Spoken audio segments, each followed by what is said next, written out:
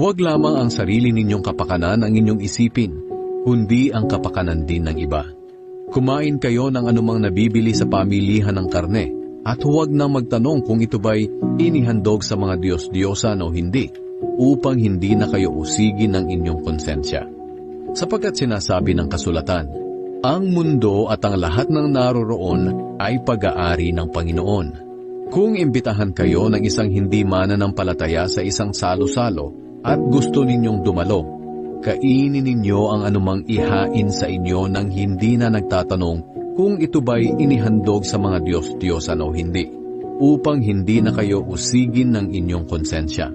Ngunit kung sinabihan kayo na ang pagkain ay inihandog sa mga Diyos-Diyosan, huwag na kayong kumain, alang-alang sa nagsabi nito sa inyo, upang walang mabalis ang konsensya.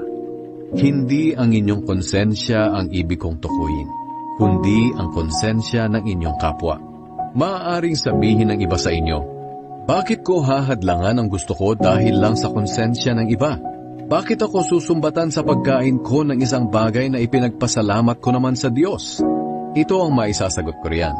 Ano man ang inyong gawin, kumain man o uminom, gawin ninyo ang lahat sa ikapupuri ng Diyos. Huwag kayong gagawa ng kahit anong makakatisod sa pananampalataya ng mga Hudyo o